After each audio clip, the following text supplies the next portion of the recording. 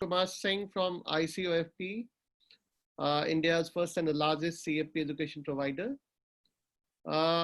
We are here today. We are here today to learn from the experiences, learn from the years of experiences, the truckloads of experiences from one of the most and the best known names in the financial industry.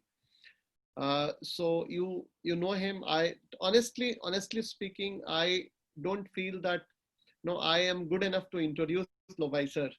But then just to talk a bit about him. So back in early 80s, when SP Jain, the reputed SP Jain Management Institute was set up in Mumbai. Lovai sir was from the first batch of SP Jain MMS Finance. So sir is a master's in finance. Then he went on to do CFP too. He went on to doing certified financial transitionist program, and he was India's first CEFT as well. What excites me even more when I know about Lovai sir is that he has spent considerable time. I may be wrong in years, but sir can always correct me. He has spent close to 15 odd years in the corporate finance treasury and that side. At the same time, close to 20 odd years, more than 20 years into the personal finance side.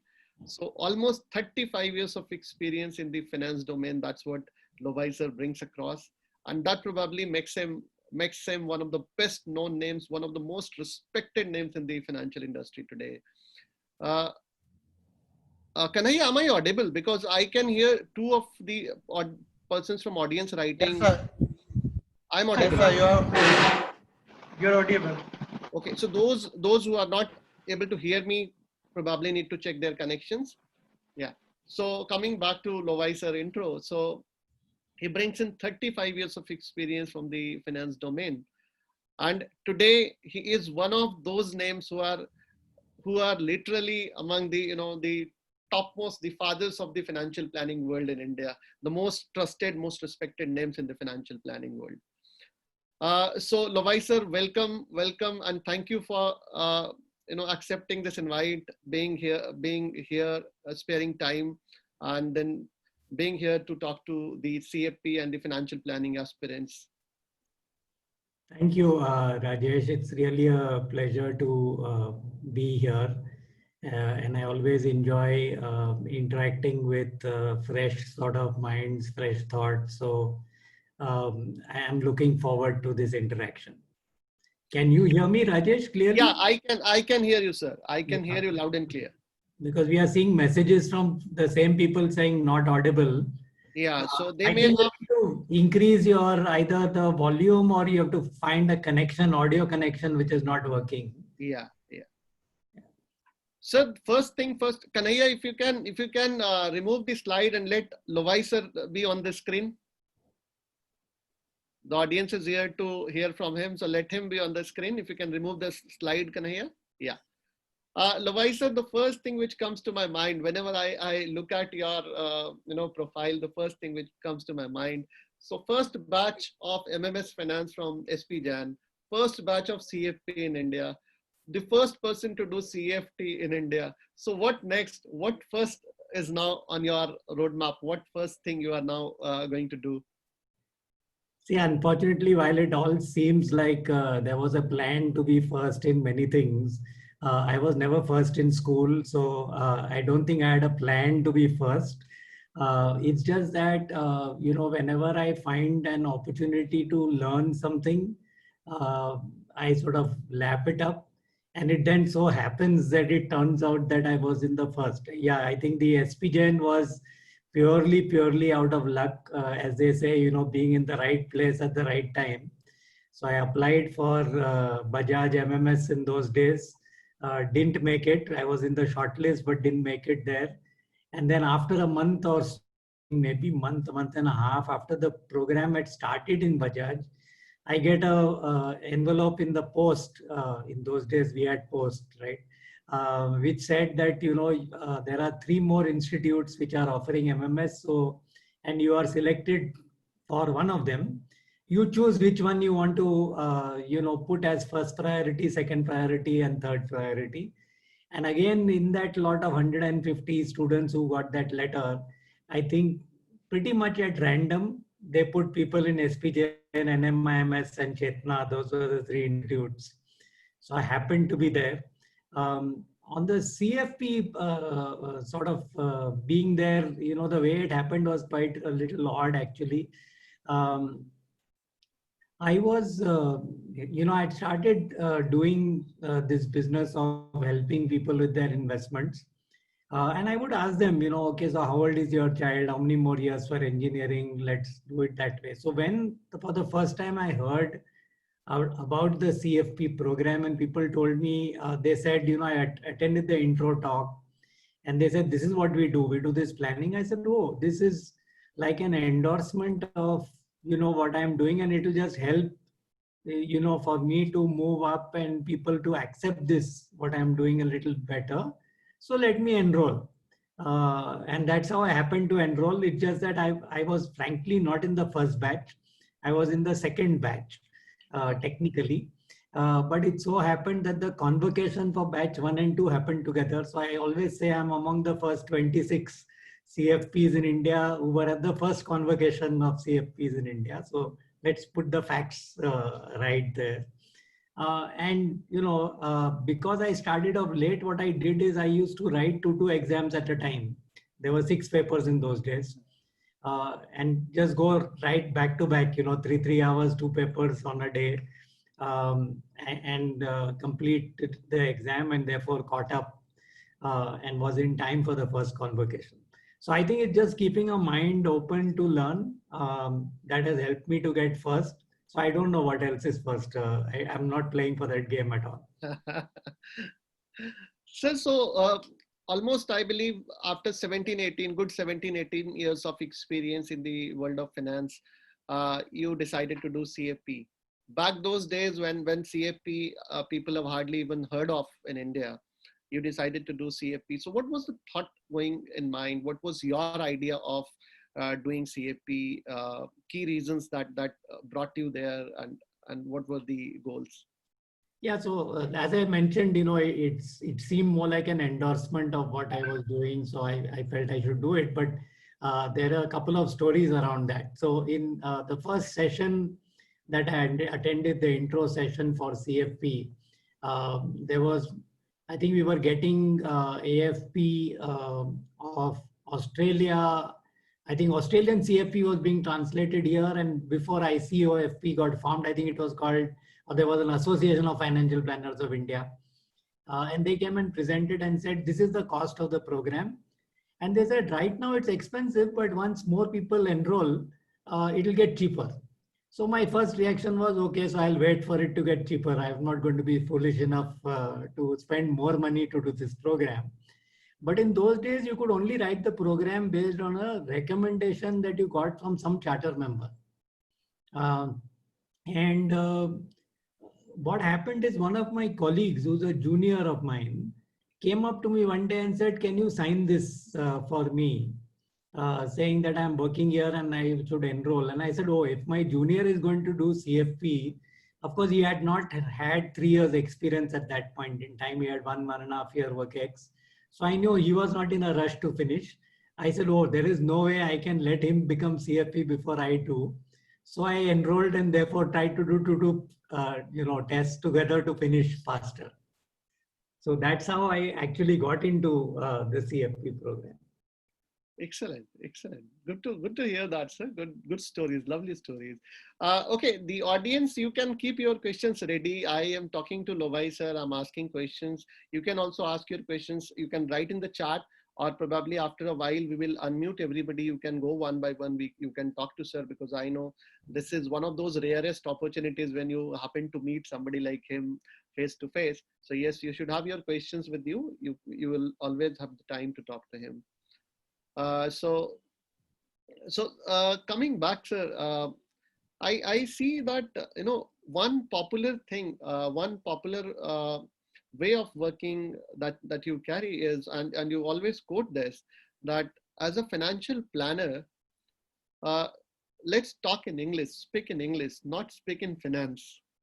Whereas on the contrary, when I see financial planners today, I see that they try to make a little complex, in the sense that they believe that only when the client will perceive it as complex, they will value the financial planner. So what is your take on it? I mean, you have a very uniquely positioned statement that speak in English, not speak in finance. A little more about that, sir. Yeah, so I think that, when I was in a financial services company in the late 90s, and we had just started distributing mutual funds.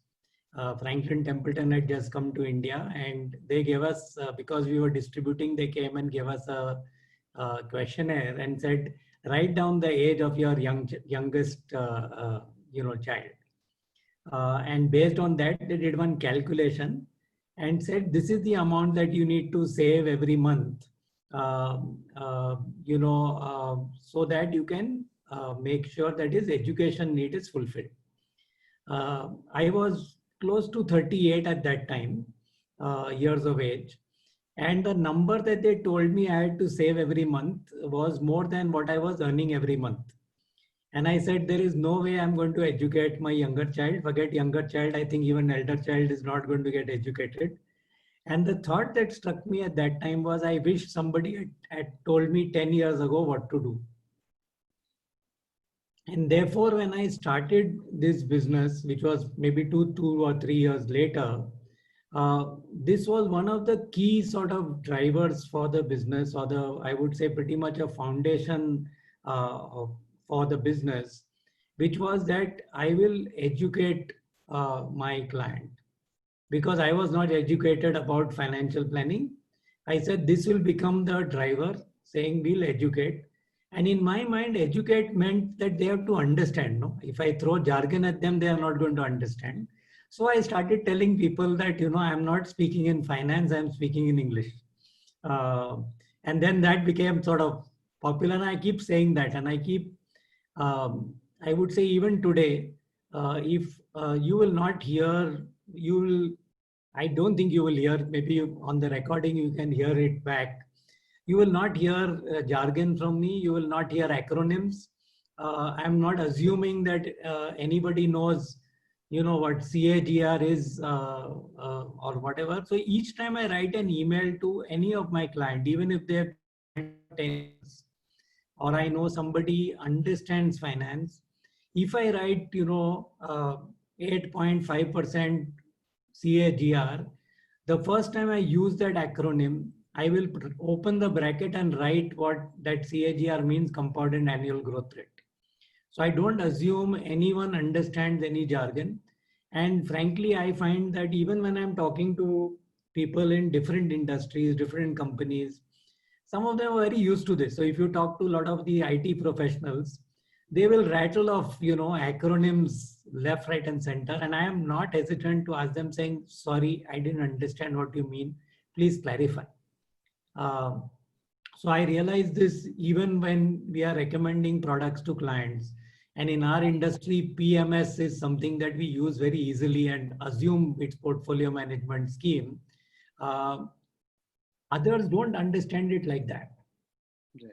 And women have actually asked me saying, oh, how come you are dealing with PMS,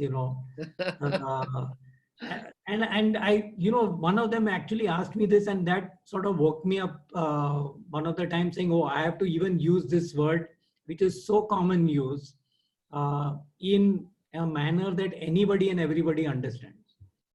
So yeah, that's really been my sort of thought process around using English instead of jargon and finance. So as you mentioned, sir, coming back to just what you shared. So when you decided to get into, kind of financial planning or financial advisory business, you already had probably more than a decade of 15 years of experience there. And if I am not wrong, then if I go back some 15, 20 years ago and then see the trend, then probably, people who were deciding to be into financial advisory space, they were primarily coming with an experience to back them up. Whereas now the trend is, I see a lot of, college pass outs, the pass outs from good management colleges, the young CFPs, the young bright CFPs turning out to be financial planners, independent financial practitioners. So does that indicate that the financial planning or the need for financial planning is multiplying, and there is a huge scope for the qualified professionals, for CFPs to come in and set up their own enterprises, own startups, own ventures, own advisory firms? What is your view on this, sir? No, I think that the opportunity always was always there. It was there even 15, 18 years ago. It is there today. And I think there are occasions like uncertain markets, etc., which make people wake up to the need for doing financial planning even more at different points in time. I think one of the reasons why, if I go back to say 2004-5, and I frankly started my business in 2001. First and foremost, I didn't have 18 years experience in personal finance. Almost 15, 16 years experience was corporate finance.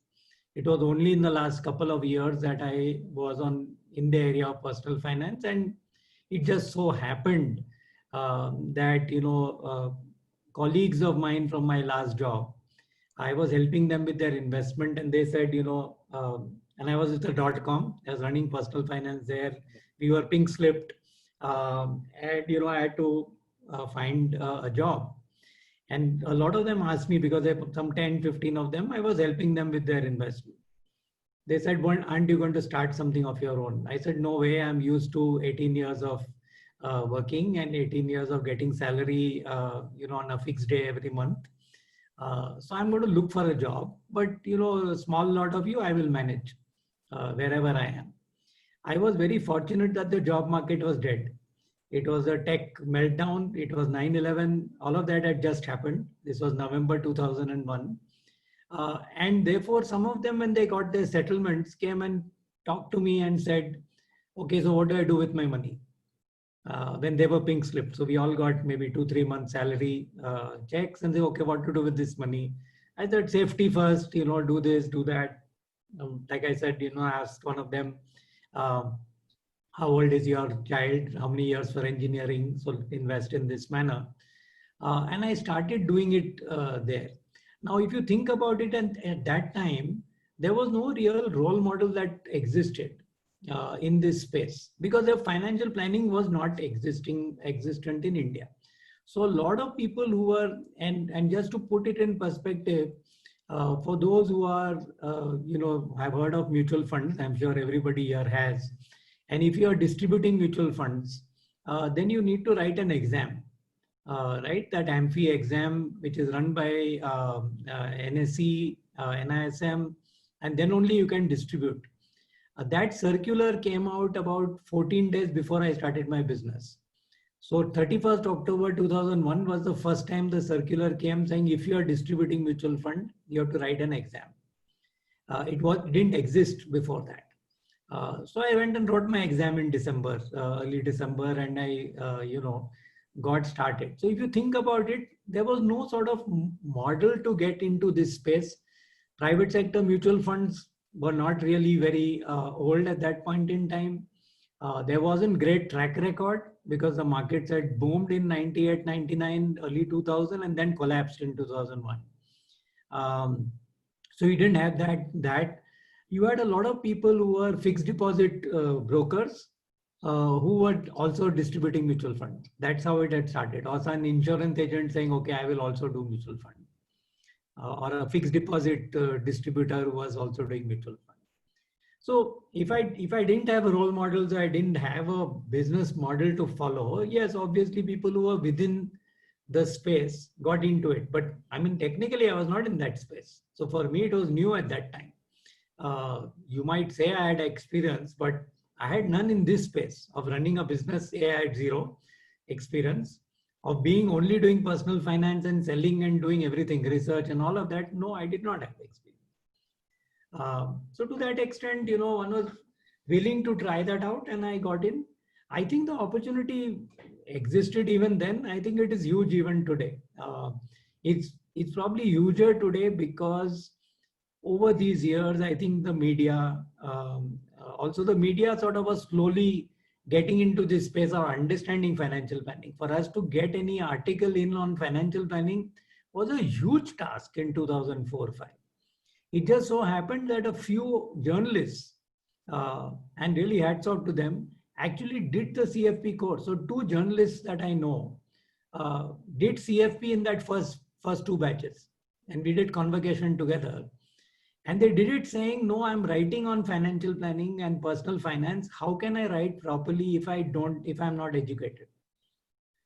So when they were writing for the different papers and all, they would get in touch with this first batch and ask us to, either some quotes or ask for some short articles. And that's where, we were lucky that it started that way. So 16, 17 years ago or 18 years ago, when you did your CFP vis-a-vis now after 18 years, how much of relevance you still find in CFP as a program, CFP as a curriculum, especially for those who are looking forward to building a career in the BFSI and the personal finance space? I think any sort of program, I think the advantage you get is of a structure. There is a methodology that you have to follow. And I think the important thing that, all CFPs have to recognize when they get into this space is that separate out the business opportunity or the earning opportunity from the technical knowledge that you possess.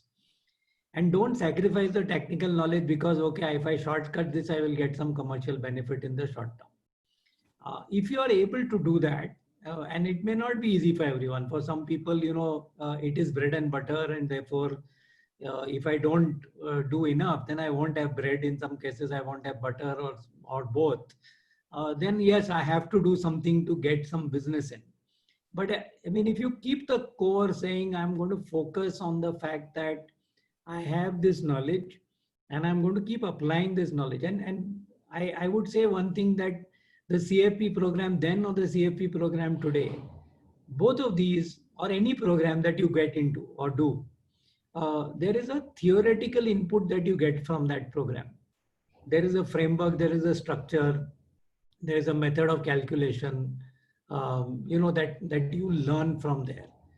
The application of this, I think, comes from experience of actual cases. And if you don't have actual cases, so it's a catch-22 if you're getting news saying, how will I get cases, So I think your ability to, or your mindset to learn from other people is extremely crucial and important. So how much of your time are you investing in learning? And when I say time, it's also cost. You must put aside a budget for learning. Just like any pharma company will have a budget for research and development, because you can't survive on the basis of old drugs. Or even an automobile company will have some budget on R&D. You as an individual are also a company in all sense of the word. And if your value has to grow, unless you are keeping yourself up to date with the latest stuff. So what is different practice, and get into understanding the nuances and the debates around topics, and don't get stuck with a one-sided view. Try and hear, if it's a debate, obviously there is a for and an against. Listen to both and be open to listening to both sides, because then you are sort of expanding your horizon. So simple thing, for example, saying charging fees to clients. Should I charge a one-time fee? Should I charge a planning fee? Should I charge a retainership? Should it be AUM based if I'm managing investments as well? And there are enough and more articles from the developed world that you can sort of lean on and borrow from, and understand both viewpoints and establish your own thought process from there. But don't get stuck with one view. Once you get stuck with one view, the unfortunate thing is that means you're saying, I'm going to shut myself off from any other views, and mine is the perfect view. So I think that's important. So this comes through again in the approach that, which I very strongly believe, that learning never stops. So, and you don't have to only learn from a professor, a guru, a teacher. Today happens to be Teachers' Day, so a great time to do this webinar as well. But you can learn from students as well, right? Because they are coming with a very different perspective. Some learning or the other you will get. So keep little mind space, sort of your RAM free, so that you can take in new. Otherwise, you are stuck with saying, "Oh, this is full. I'm not going to listen to anything else, and this is what I have got is perfect." Excellent. Sir, as you know, in year 2020, FPSB has done a lot of changes with regard to CFA in India. Now FPSB USA board directly is managing the entire program, the framework, the examination, everything out here in India as well. And the curriculum has gone for a change. Now, though the content might remain more or less the same, but the framework has changed. Now, within the same CFP program, a student or a candidate gets 3 more certifications. So at each level, level 1, level 2, level 3, you get a specialist certification, a specialist badge from FPSB. And at the end of it, you get a CFP certification too, right? So it, in a way, opens up multiple opportunities for people at each level. How do you see that? So somebody like doing level 1, he becomes kind of, good enough to at least start getting into the investment space or something. How does it open up? What opportunities does it bring, sir? I think even in the early days, it probably had the AFP program, right? If you finished one of the modules, in my days there were 6 papers. We didn't have 4; we had 6.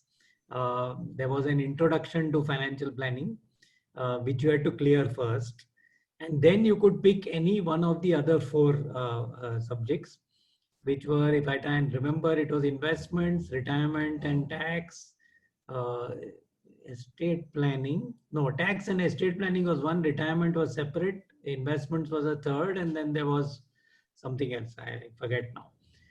Insurance and risk, right? And then you have to write the final exam. And in my days, it was a 5-hour written exam. The only thing we got was an Excel sheet opened on a computer in one of the centers. And the question paper was 2 A4 sides, the whole question paper. So it probably took you about 25 to 30 minutes to just read the questions. And then you have to write the paper. There were some questions at the end of it. On those 2 sheets, there were 4 or 5 questions as well. And then the document that you submitted was actually a full-fledged financial plan. And you can imagine we are writing the exam for the first time and we are trying to figure out how the hell are you supposed to write a financial plan? What's the structure? What's the construct? And the thing that we sort of recognized is that a financial plan should start with an executive summary first, then we can write the plan. So how we would write the paper, or at least I wrote the paper, was the first 3 pages were blank. Then I wrote the rest of the stuff and then came back and wrote out the executive summary at the end, so that the document, when the examiner read it, was as if it was a plan written for that person, which had international nuances, tax nuances, retirement planning, various things inbuilt into that exam. And frankly, we didn't have any time. I actually carried a box of sandwiches from home. The exam was starting at 12 noon till 5 p.m. I think I visited the restroom twice. They served us tea and biscuits twice. But I didn't have time to open my sandwich box in that 5-hour exam. So after that, when it became online, a lot of us who were in the first few batches said, oh, the type of knowledge that you're going to have is just not good enough. And we were actually looking down on the CFPs that finished after the written exam stopped. But then we realized that was the way things were sort of moving. And we have to accept that. So yes, it's moved that way. But I think it's important, what you asked about those 4 separate sort of modules and papers. I think the important thing is that there is in depth in each of those areas. And that's of great value. And I think we have to be very careful when we are getting into a program like CFP, that you realize that the essence of this program is knowledge. And if you have a shortcut on that, then you are going to harm the profession. Of course, you're going to harm yourself because, you know, somebody else will have more knowledge than you have. But more than that, I think, you know, the investor or the individual client who's experiencing the CFP shouldn't come back and say, oh, you know, oh, he's a CFP. That doesn't mean anything. It should mean something, and it should mean something really good and solid, which I think this program sort of brings to the table. I have not sort of gone through the curriculum in detail before this call. So when you sent it to me, Rajesh, I did go through and I found it interesting. And I am thinking to myself, should I write this exam again and at least do, you know, some of the modules? Is just a refresher and just helps me to check out whether, yeah, I'm still having the knowledge. If there's something new that has come up, I shouldn't be missing out on something. That's so nice of you, sir. Sir, I can go on and on talking, but then I can see now I have a lot of questions from the audience. So with your permission, can I take the questions, sir? Yeah, absolutely. That's great. So, sir, I have Devraj. He's asking if you can tell him a little more about International Money Matters Private Limited. Okay, I don't know whether this program or webinar is meant for that, but I'll try and keep it short. Yeah, so we are a financial planning outfit. We are also registered investment advisors. What we do is we help individuals meeting their financial goals. We also help people with wealth management. We are headquartered in Bangalore, but we have offices in Mumbai, Delhi, Chennai, and we also service clients in Hyderabad and Pune. We also deal with NRIs, so we do work with international products, as well as work with international advisors, international CPAs, lawyers, so that we can take care of the client's needs as a single stop sort of event. I have a team of close to 50 people. And yeah, so we've been in existence since 2001. And we've gone on sort of changing and metamorphosizing ourselves as markets have changed, regulation has changed. So we started charging fees from clients in 2003. So even before the CFP program was in place. And I used to charge a financial planning fee in 2005 for a 2-page written document that I made of a financial plan. And I look back and think, oh God, you know, that was really, really short-changing people, because I was not even covering many aspects. So in those days, I had a 1-page checklist, and based on that, I did a plan, because it was so new, so new. People did not, even if I wanted to show all my knowledge, the investor wasn't really ready to understand this. So he said, okay, we'll go slow and slowly sort of ramp it up. So that's who we are. You can look us up on www.immpl.com. You'll get a lot of information there. Sir, I have Asutosh asking you, what are the career options after CFP, and how much safety, how much growth, how much, what kind of careers we can expect?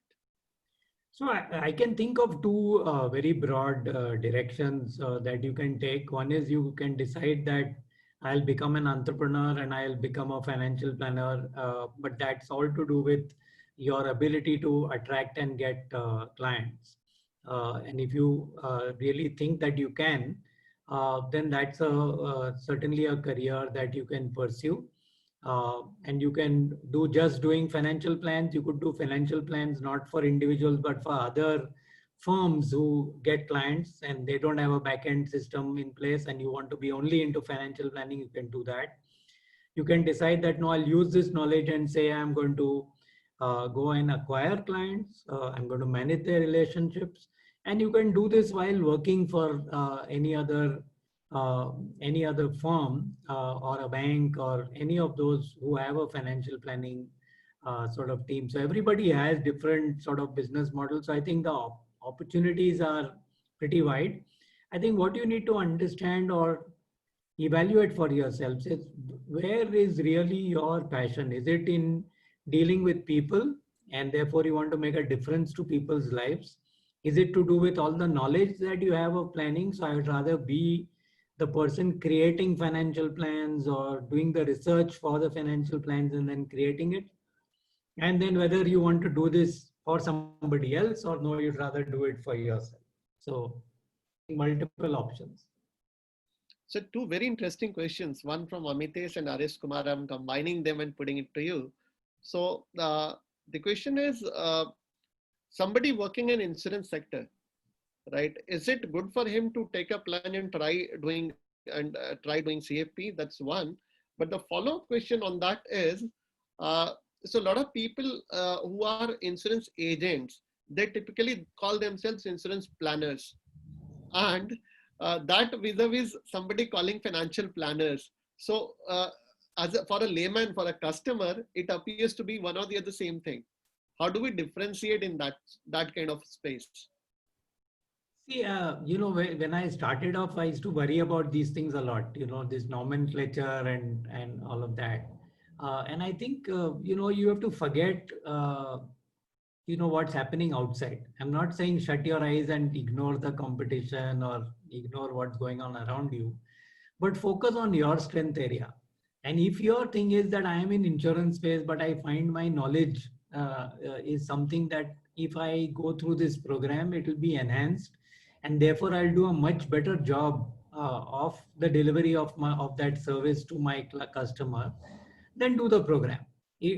I don't think that there is ever a thought in my mind that if you do CFP, it will be wasted. It may not give you commercial return. It will give you some other return. It depends on what you are using it for. So there is always return on education. It's a question of how you sort of utilize it and implement some of the learnings there. So I think, we have to forget about what is in the public perception, because if you frankly look at it, the percentage of people who have bought an insurance policy in India versus the number of people who should buy a policy.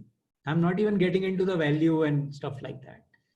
The market is very large. If all of us on this program all decided to get, 500 customers each, and we got 500 insurance customers each, let us say, we still wouldn't have scratched the surface in India. And there is a lot more for another, next 20 batches that come in. So don't worry about that at the moment is what I would think. Sir, another interesting question comes from Chandrasekhar, and he says that he has close to 17 years of experience in quality and operations. And at the age of 40, now he wishes to get into financial consulting in the personal finance space. But then he says, I am a little unsure. So would it be wise to, and he does derivative trading as well, and he invests a lot in the markets now. So he says that, would it be wise for me to decide doing CFP and then setting up my own business? Yeah, so like I said, setting up your own business and doing CFP are two different things. So do you have the sort of ability to get business, to get clients? That's number one. And maybe you want to test it out while you're still working, so that you know whether you have it in you or not. And typically what might happen is you might get this beginner's luck, or you meet your friends and relatives and they give you a positive response. But you have to think about sustainability and making sure that you go through tough times where you might get no business for some time. Can you survive it? First and foremost, are you financially sort of, in inverted commas, independent, that you're not dependent on your earnings for all your financial goals? So I think it's a combination of all of that to decide whether I should move out. But let me tell you, I did get into entrepreneurship in personal finance at 40. So I don't think that's difficult. And as they say, you're probably younger today at 40 than I was at 40 at that time. So go for it if you feel confident about it. Ashok and Kanhaiya, I can see a lot of people raising hands and writing questions. So if you can unmute everybody, my only request to the audience is go one by one, say your name and then tell your question. Just mention your name and tell your question. Lovai sir is there to help you, to answer you. I'm there as well. If at all any questions you bring on the program side. Yeah.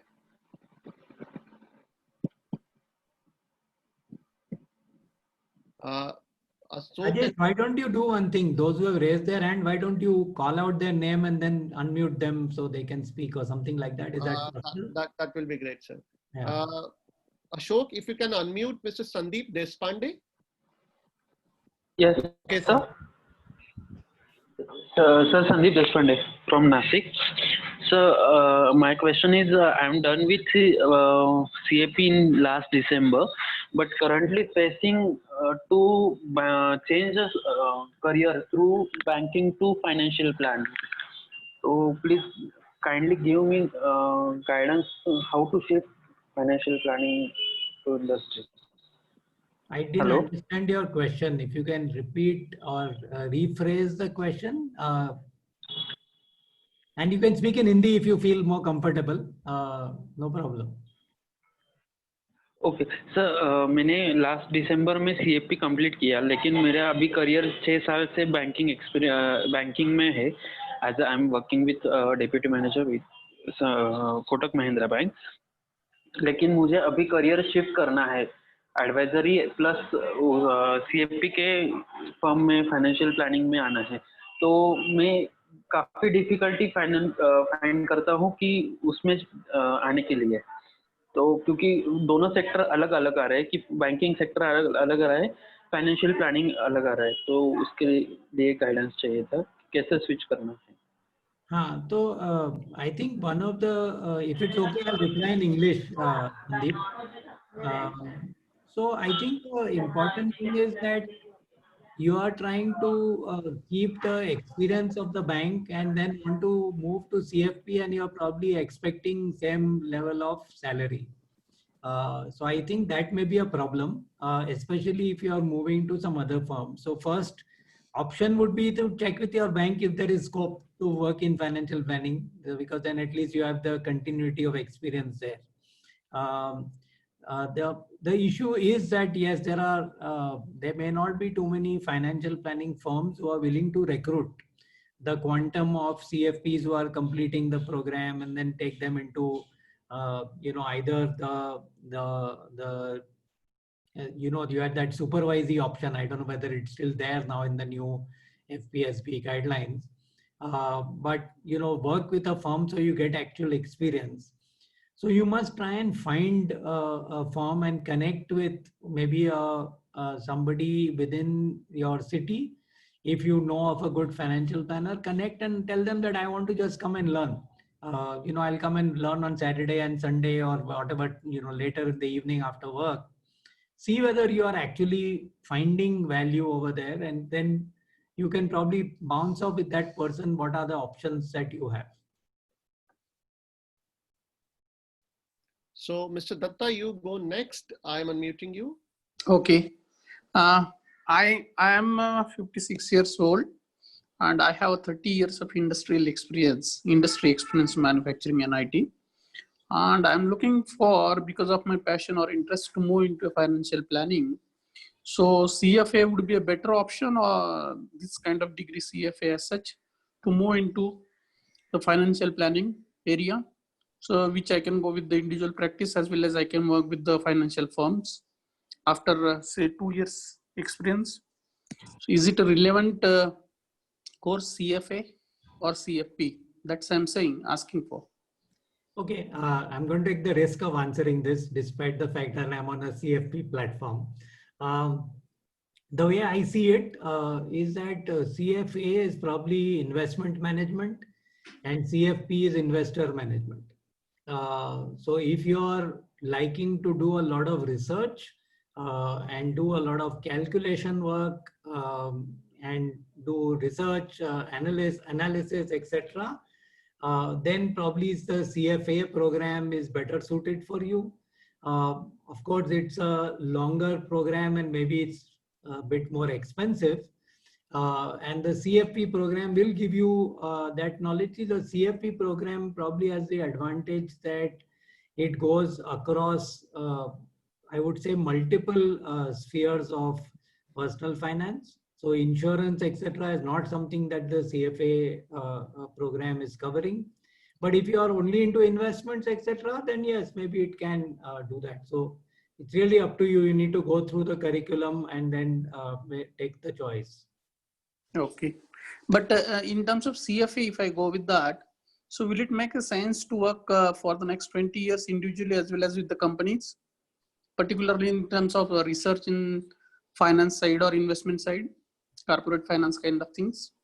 Yeah, I think experience will always be valued. Knowledge will always be valued. So don't worry about age and number of years. So I have a belief that, old age is your age plus 2 years. So you're Correct. never old. Yeah. So. Okay. Okay. Fine. Mr. Jay Kumar Jha, you go next. Yeah. Hi, sir. Good evening. This is Jay Kumar Jha. Good evening. Hello. Yeah. So it's been a pleasure, I would say. Before getting in, joining in, it's since I'm heading a cluster for the institution for the banking sector in Gurgaon, and there is a huge number of teams reporting to me in terms of the wealth management platform. So before entering to this class, I was thinking that how can I take out this 1 hour, and will it be valuable or not? Frankly, I'm telling you. After investing 45 minutes of my working days, since it's a working Saturday, I feel it is more valuable for me, and I'm thankful to the intuition that I got that yes, I should enter this and let me listen to him. So now I would like to really thank you from bottom of my heart, because after 15 years of the banking career and the being on a wealth management platform, I've had so many customers, youngsters like the pilot who at the age of the 28-year, 29-year, 30-year-old, they used to get huge amount of the liquidity. 28-year of old guys is earning 5 lakh, 7 lakh rupees. And they keep flying as per their nature of business. So they think that they are top on the world. So why they need the financial planning is. But after the COVID, I'm getting so much of respect and so much of different kind of the thing, which is beyond the banking, beyond the salary, beyond the designation, beyond the things, kind of the satisfaction that I'm getting from those customers, that they have realized finally that what is the importance of the financial planning. But still, since so many people are reporting to me, and I get opportunity to meet so many of youngsters, that what is the value of their hard-earned money. They are, doing so much of hard work to earn those money, and they are not understanding the value of real hard-earned money. I want to understand from you, there are too many things that you have given, which is similar to me. You have started as a CFP after 18 years of working experience, and I'm into the same age, similar age, the way you have started. In 2003, you said, one point you said that you have to keep your language should be it's not be a, financial language, it should be a common language. One point that I liked it. Another point I'm connecting from your, that you have raised it, that what would be the next, that how can I, because lots of investors still, I know that he is wasting his money. Why is not understanding his hard money value, he will realize someday, then there will be lots of time has gone out. Because I have seen different age group customers and different categories of the customers who has wasted the money, and now they don't have left with enough liquidity. Doctor, professionals, different kind of the backgrounds. So in 2003 and 2005, you started charging. It's a huge, huge achievement. In today's time also, there is a huge challenges that you ask to someone that there will be a fee of 1% and 2%. They just bounce back. And it's a highly qualified people, CFOs, CEOs, and highly top management people. They also doesn't value the value of professional management. And they are not ready to appreciate this professional management. That someone is doing the hard work to manage your hard-earned money and giving you some different value additions that what you are not able to do it. Of course, you are able to do it. It's not a rocket science, but you don't have expertise. So how you have crossed that challenges, that in 2003, you got a thought process that I have to charge the customer.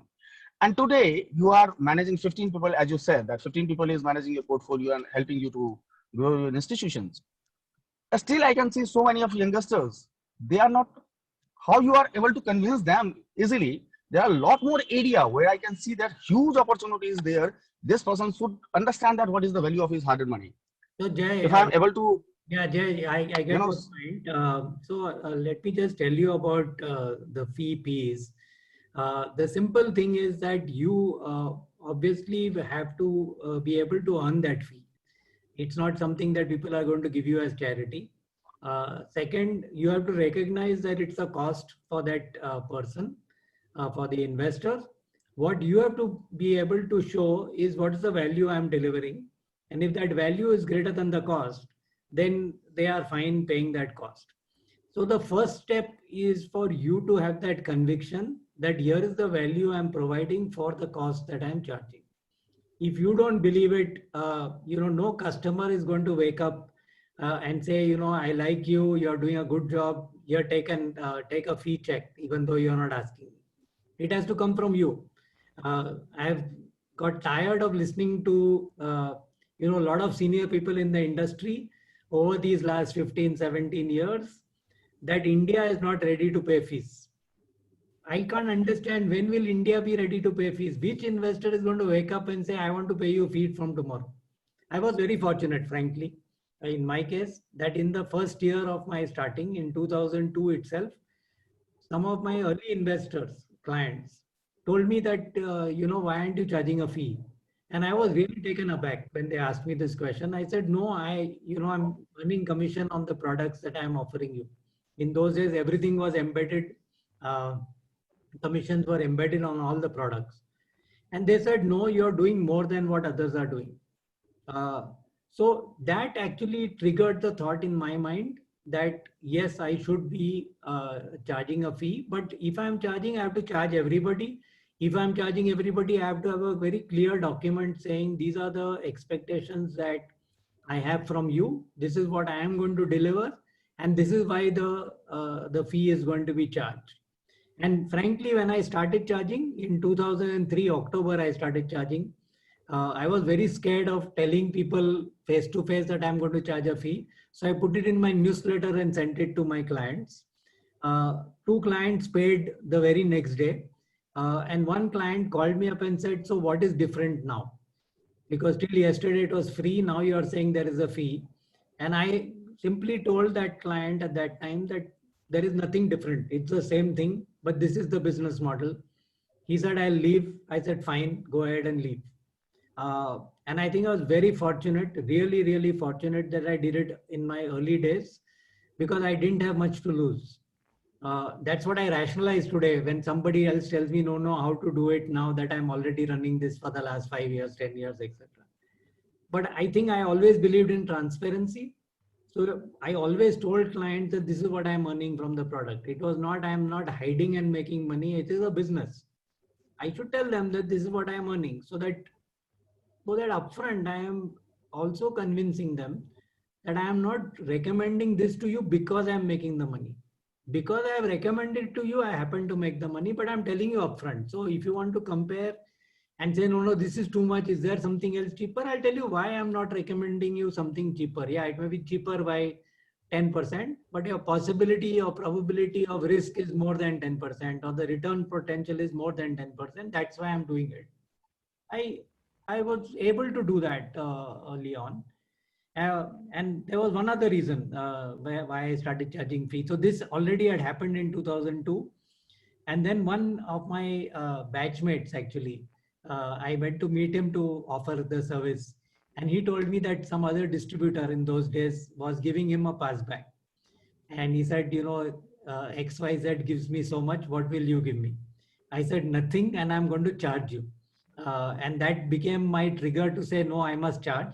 I spent some time understanding what is it customers were ready to pay and then charge. And I've continuously tweaked my fee structure over the years as regulation has changed, as markets have changed, as customers have changed. And I have learned from some international best practice, oh, this is not a good way of charging fee, change it like this. I changed it. Sorry, long question and long answer. I think we should go a little faster, otherwise we won't cover too many questions. So Daljit, you can go next. Hello, sir. Hi, Sir, my name is Daljit and I am a student right now. I'm pursuing my CA and I'm in the final level of CA. And I have opted for the challenge status in the CFP course. So I want to know, sir, that what are the disadvantages with the new course and the old course, which I would be facing, and I want a good corporate job.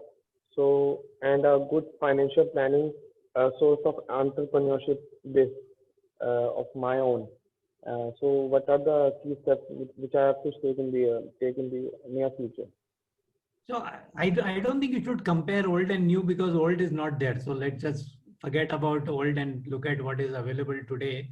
My only question I have is why challenge status? I know it's a fast track, but I always felt that if you go through the program, you learn a lot more and that becomes valuable. So it's like saying I want to grow an oak tree with rapid seeding. It doesn't happen. No, you have to put seed, you have to put water, you have to put manure, you have to let a few years go. Then the oak tree starts coming out, and then it's really solid. So that's my input, and I used to always tell this even in the early days when people would have challenge status and say, "Oh, I've done challenge status." I said, "Why?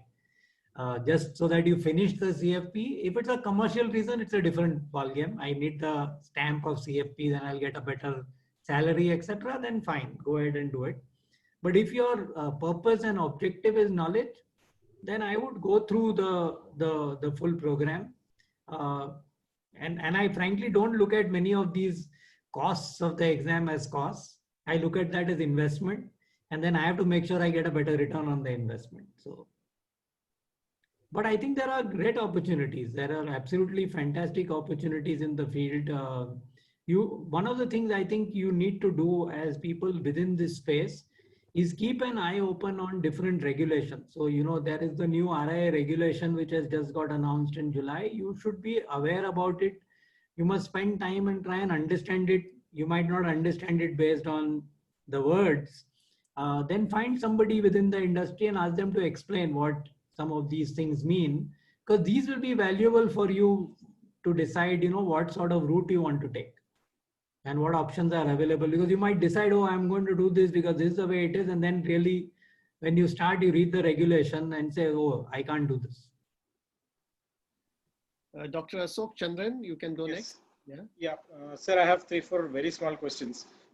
First is, I am in the industry of IT industry for the last 30 years, and I moved to this industry now. In the last 1 year, I am working in the area of life, general, mutual fund distribution, and I also do financial planning. So I wanted to know, is it a good strategy to stick to one area, like for example, health insurance or say LIC, or I do only financial planning, or is this general approach that I have taken a good strategy? This is my first question.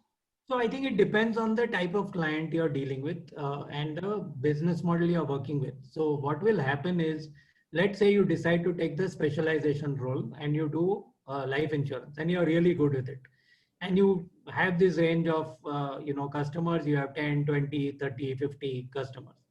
Now what will happen that when you think about, so unless you're able to show that customer that you are absolutely fantastic and an expert in that space, what is likely to happen in reality is that each of these customers will also have investment need, will also have health insurance need, will also have estate planning need, so on and so forth. So they'll meet other financial professionals who could be like you saying, I am specializing in mutual fund, I am specializing in this space. Okay. And they'll go there. Now, if one of them happens to be, I do everything, and like him, then there is a danger from a competition standpoint. Okay. I mean, I'm not saying this or this is better or worse. I think you just have to be aware about the risk. So you position yourself that way. Okay, I have, 100 customers in this space and I will always add 10 customers every year. So if 10 leave, I'm no problem. Then you're fine with the specialized approach. Tejas, you can go next. Yeah, hi. Good evening, sir. My name is Tejas and I'm 30 years old. So my two quick questions, sir. So I've been working in the financial services industry since the past 6 years as a credit analyst.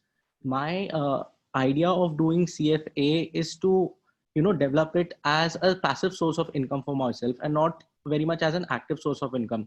one very obvious thing would be, let's say on a salary front, probably a CFA. I've done my CFA level 2, doing CFA level 3. A CFA directly can opt for use that degree to leverage and take it as a active source.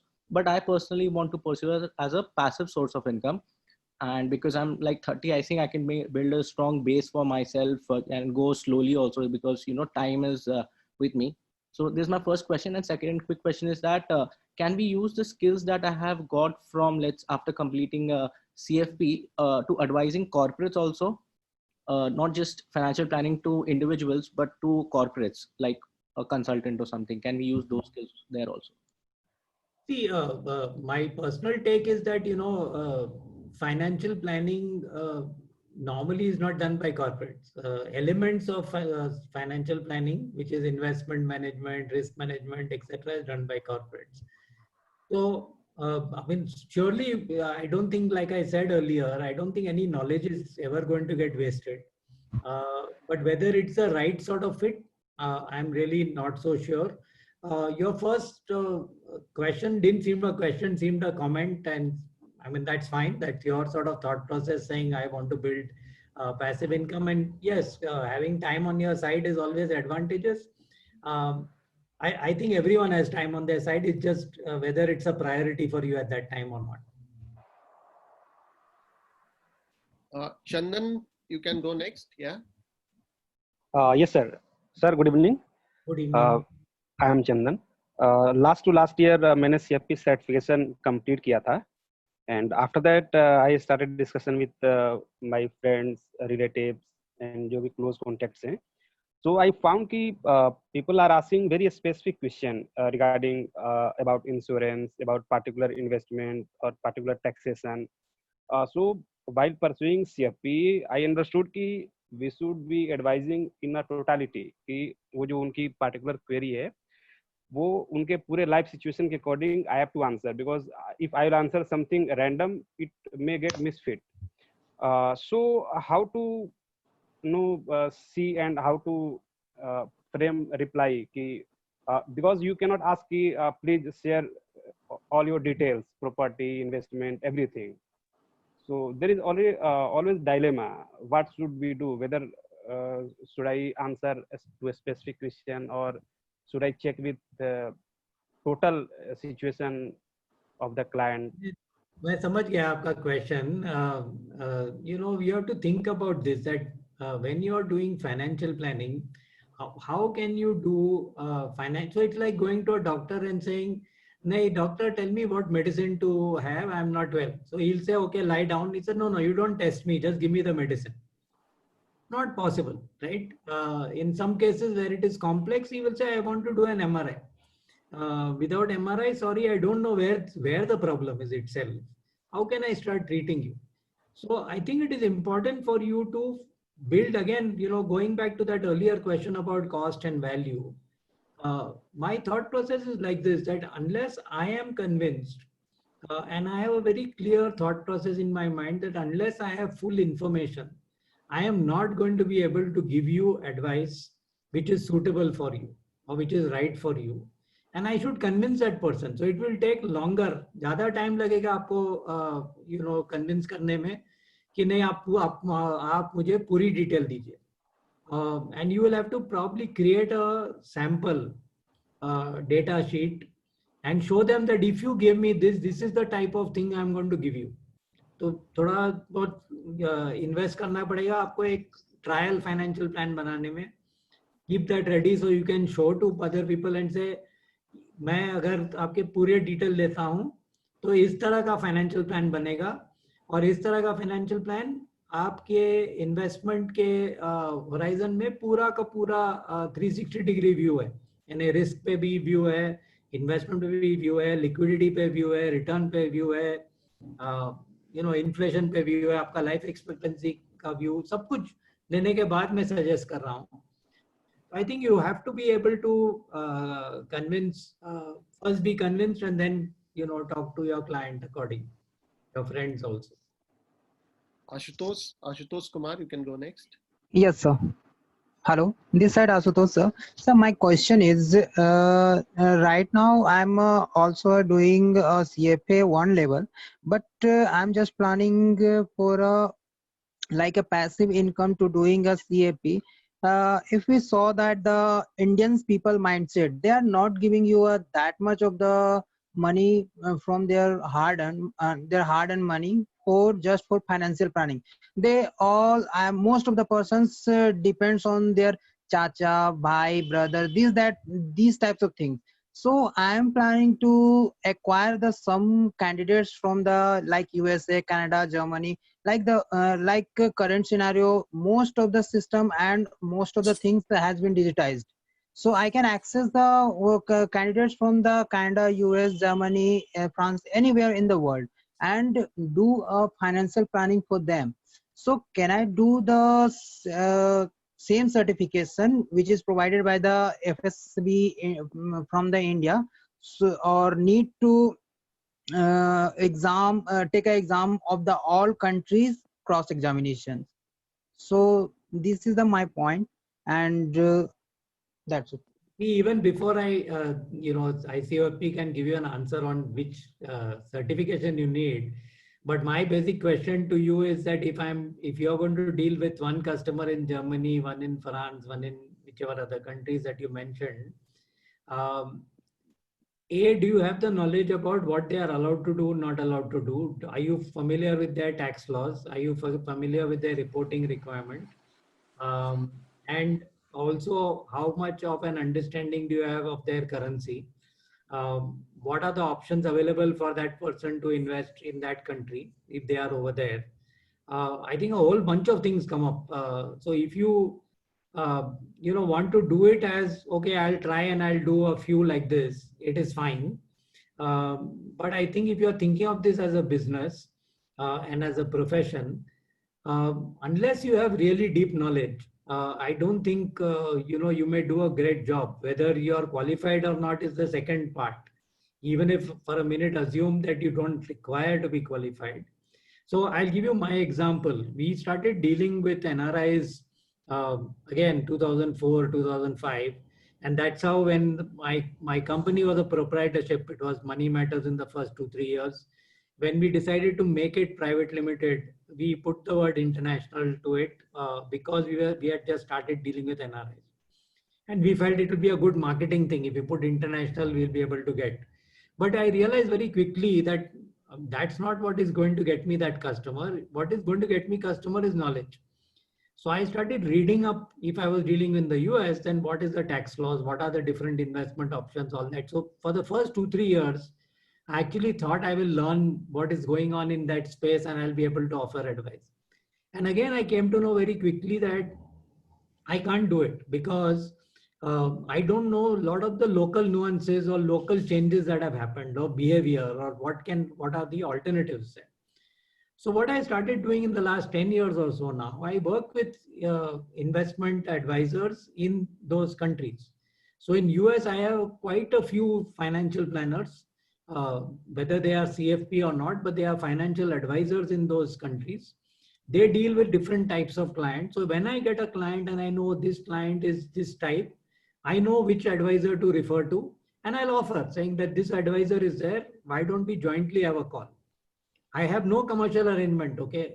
Again, I want to just emphasize that the important thing was that I am offering a service to the customer, my customer, that if he wants an advisor in the US, I can give him. If he wants an advisor in Singapore, in UK, I can give him. And we will jointly together understand for this client out of his total assets, how much should be US, how much India. And once it is US, that advisor will deal, and whatever commercial arrangement he has with the client. I deal with the India part, and once in every 6 months to a year, we have a joint call to understand, okay, what has changed? Is there a change in currency? Is there a change in outlook? Are any of the goals, have any of the goals changed? A new thing has come up. Then what should we do? Whether taxation rule, regulatory rule. So there's a whole bunch of things that you need to be aware before you decide that, yeah, I can deal with customers there because they are willing to pay. I think you have to get over this mindset and worry that, oh, Indians won't pay, they will pay. provided you show them value. Sir, here's my questions. When you like you say that you have the broad knowledge of the of what is the currency exchange rate and all the things and taxation.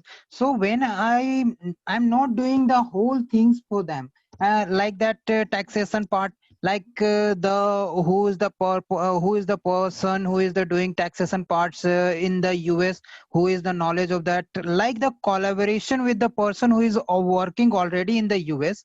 So if the person is need help from the apart from the his knowledge, so then he can transfer all the details to us, and we can solve the sort of that the problem.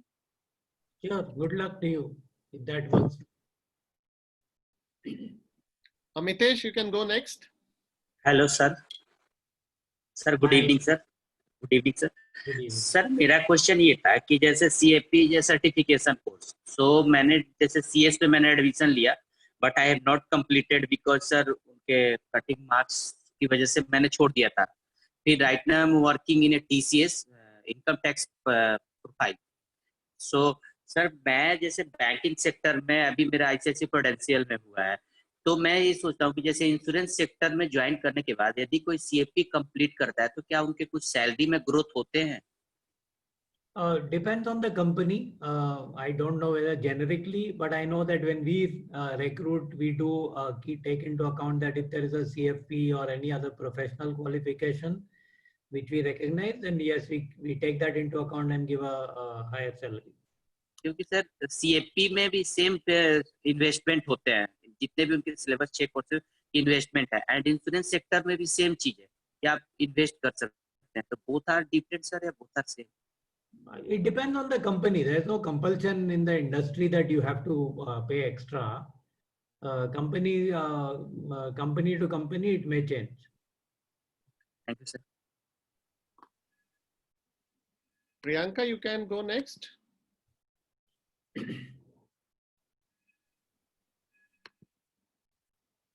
Ishika Sukla, you can go next.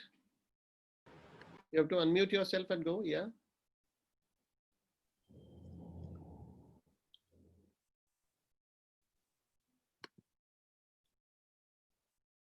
So anyways, probably Priyanka, Assis Mohanty and Ishika, I can see 3 hands raised now. Hello. Yeah, Assis, go. Yes, sir. Good evening, sir. My name is Assis Mohanty, sir.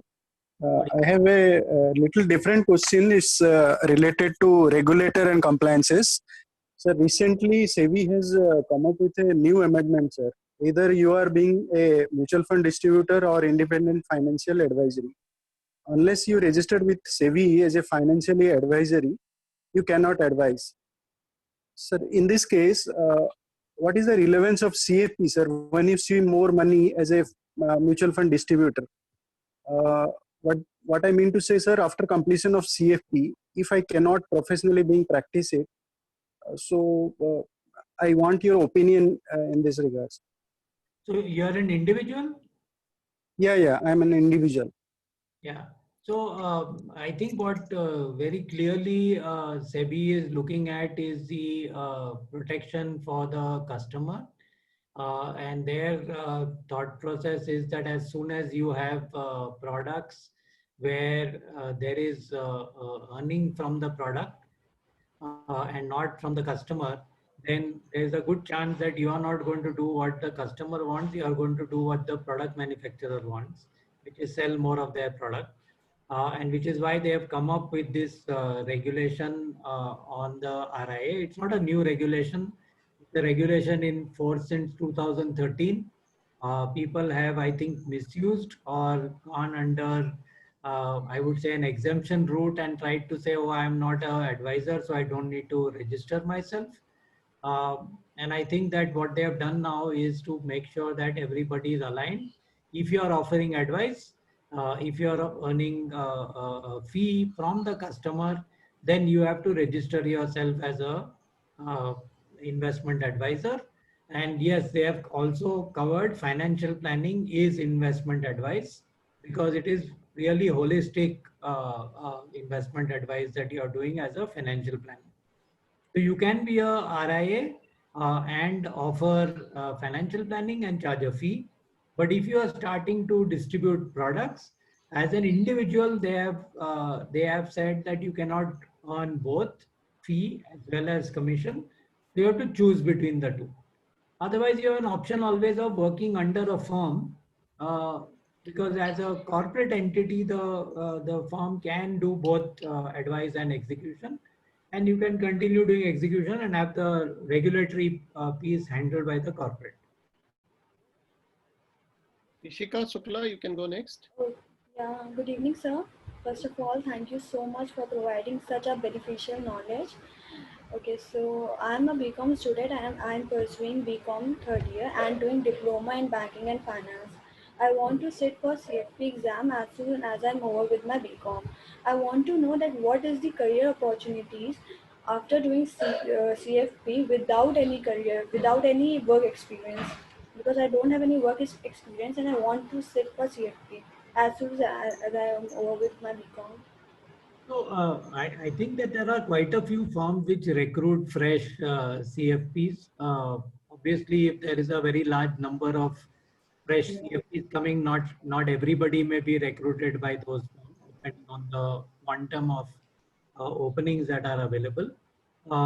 But you could pretty much join a company in financial planning from the start and learn along the way, even after you do your CFP.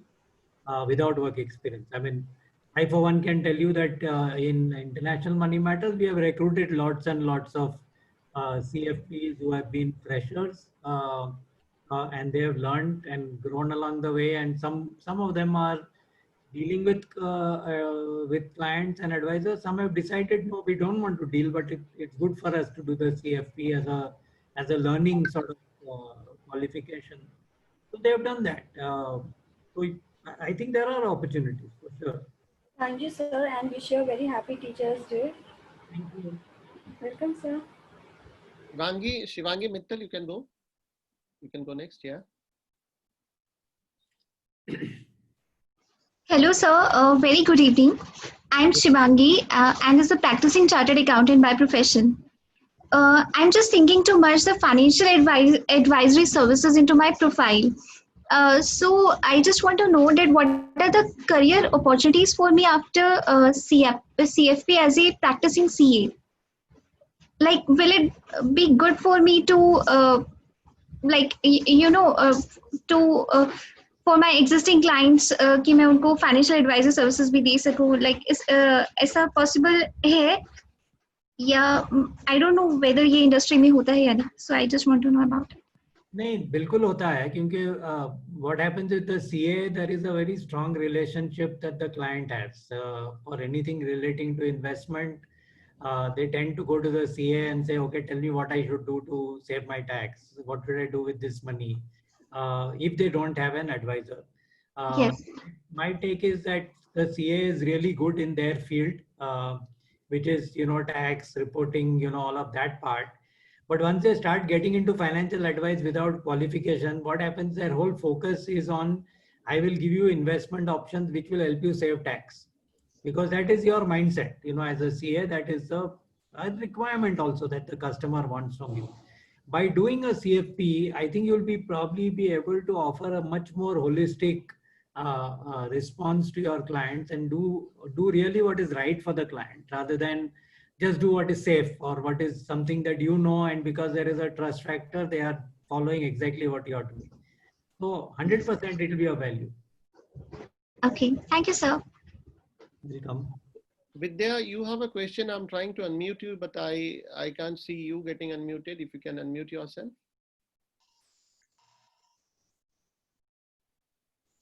No? Yeah. Okay.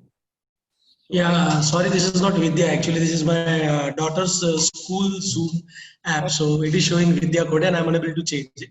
My name is Mandar Kode. I'm based out in Baroda, Gujarat. So my question, first of all, let me, thank you very much for sharing this wonderful knowledge on this very Teachers' Day. So thank you so much. My question is very simple. I'm having 15 years of experience into finance industry. and currently just I've started my own enterprise and trying to pursue a CFP. But I'm in a dilemma that having an experience of 15 years and being a distributor, how relevant doing this CFP? The very fact that you've thought about doing CFP means you have found some value. So I think that's a good start.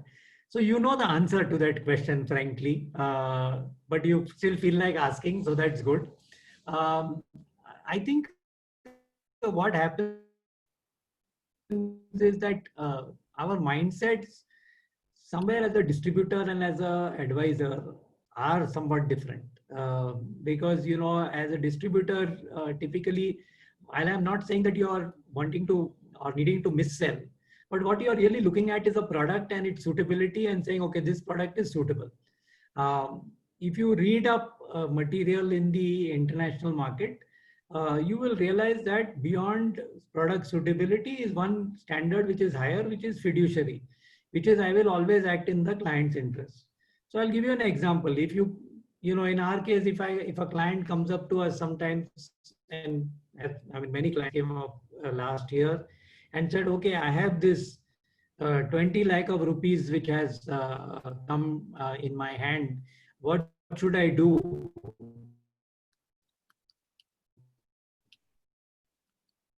As a distributor, the mindset is which is the best product. Them that you have a loan outstanding, please repay the loan, because we are seeing risk in the market and therefore we don't think it's worth your sort of go repay. No fee for that, because I'm not charging him for things which he's doing on his own outside what I'm doing. But I feel that is something that is in the client's interest. Yes, in the long run, whenever he has more money, etc., he is always going to come to me and believe, hopefully trust me, because he knows I have done such things which have been of use to him. Santosh Nagane. Yeah, sir. Good evening. Santosh here. I have only one question that related to finance, but if you don't have I can't hear him. You are not audible. You are not audible, Santosh. Hello. Can you hear me now? Yeah, better. Hello. Hello. Yes, go on. Just speak. Yes, sir. By profession, I'm mechanical engineer working as a project manager in MNC. As you know, in today's world, there are so many issues with their mindset and finance. So, as already I have started working on mindset, people mindset, mentor them, and at the same time, I have mentored them with finance. What is Santosh can't hear you. The latter part is not clear. Yeah, we couldn't hear you, Santosh. Can move to someone else and try again later. So, Swapnil, you can unmute yourself. Hi sir, good evening. Swapnil here. Just मुझे ये पूछना था कि how much time it will take to complete the CFP certification if we daily we normally study for 2 hours a day, or if you regularly attend your lectures, means weekend lectures. Rajesh, it takes you roughly around 6 months to wrap up the course, wrap up the curriculum. And then okay. As Lovai sir said initially, it's on you as in how quickly you write the exams. So like, sure. Like 2 exams together. So yeah, but typically around 6 to 8 months is what you can assume. Yeah. Okay, and once the completion of exam, do you provide any support system? Means I would like to work with, means I would like to work under any CFP, experienced CFP or that. Do you provide any support or assistance for this? Yeah, so even not after completion of the full certification, even if you complete level 1, we put you as a trainee wealth manager in one of the partner firms, who work with us, and then you kind of start getting some practical exposure as well. Okay, thank you so much. So I can still see a couple of raised hands, but then I am offering them to unmute. They are not getting unmuted, sir. So I don't think we are left with any other questions. as of now. But one last final question from you, sir. Knowing that you bring across 3.5 decades, 3.5 decades of experience, and today the Lovai Navlakhi is a brand in himself, right? So what's your mantra to the aspiring CFPs, aspiring financial planners, aspiring financial professionals to build a good career in this space, in this domain, sir? I think one of the things is, as I mentioned before, ensuring that you continuously keep yourself on that learning curve, that you find different sources of learning so that your knowledge is continuously up to date. That's very, very important. And just be yourself. I think that there will be things which are very close to heart. Follow those, and I'm sure that all of you will become very big brands. I don't consider myself a big brand or anything like that. I'm happy to share knowledge with others, those who are willing to listen. Sometimes I tell them that, it might become boring and repetitive, and you have to tell me to keep quiet once you find that, now I'm sort of dragging and not providing anything of value. But yeah, I'm happy to share such information and knowledge. So I think that's what you need to do. Just be true to yourself. And I think the potential for this profession is very, very huge. And therefore, I think the opportunities are huge. Don't be in a rush to, what should I say, encash everything, in the first few months and first few years of getting into it, or equate and say, oh, I spent so much, where is my return? I have not earned so much. The way I see it is that you need to start with learning, the earning follows. And then it becomes really, really solid and long-term sustainable earning. So that's my thoughts. Rajesh, I have 3-4 minutes more in case there are some more raised hands and stuff. If you want to take, we can do, but otherwise we'll close by 5:30. I have one more question, sir. Let me unmute that participant. Sure. Good evening, sir. I am Anna. I am going to excuse me, can you hear me? Yes, I can hear you. I'm going to appear for last paper CFP module soon. So I would like to know about the scope of CFP in banking sector. Can I do bank job after completing CFP? Yeah. Or you can do bank job in the sense CFP to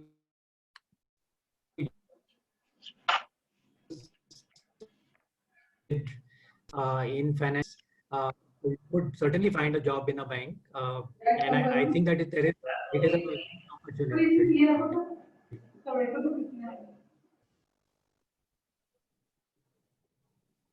Sorry, Rajesh, were you able to hear my response? Yeah, sir, we are able to hear you. Okay. Priyanka, yeah, you can take it. Last question. Okay, thank you so much, sir. I'm extremely sorry कि उस time मैं आपको reply नहीं कर पाई. That's why because I'm in office and I'm. You can hear me, sir, or not? It is audible. Yeah, we can hear you. Yeah. That time I'm in office and I'm handling customer. That's why I can't reply to you. I'm so sorry for that. And my question is, just मैंने question तो ma'am ने पूछ लिया है कि banking sector में scope है कि नहीं है. And most important question में ये है कि I am going to give the CFP exam on October. So I want to know that कि सर जो numerical है उसमें वो किस तरीके से guidance मिल सकती है, क्योंकि मुझे जहाँ से मैंने किया है कोर्स में मुझे गाइडेंस नहीं मिली है न्यूमेरिकल की. तो मैं चाहती हूँ कि क्या आप मुझे बता सकते हैं कि मैं कहाँ से उस चीज को सीख सकती हूँ, पढ़ सकती हूँ, क्योंकि मैं फर्स्ट टाइम ही एग्जाम दूंगी और मैं नहीं चाहती कि मैं वेस्ट करूँ उस एग्जाम को. So Priyanka, because that is more of exam related question, so I'll take that. Somebody from my team, Ashok or Kanaya, if you can just take note of Priyanka's name, and if you can connect her with me offline, I can give her complete guidance on the exam. Yeah. Lovai sir, once again, thank you so much. Thank you so much for sparing your time and coming and joining us today, sir. It has been a great session, and talking to you has always been a pleasure. But then 1.5 hours talking to you is a great experience, sir. Thank you so much. Thank you, Rajesh. I really enjoyed it. Glad to hear all the questions, and all the best to all the participants of this webinar. And before I sign off, a happy Teachers' Day to you, sir. You are truly a guru in the financial world. Happy Teachers' Day, sir. Thank you so much. Thank you.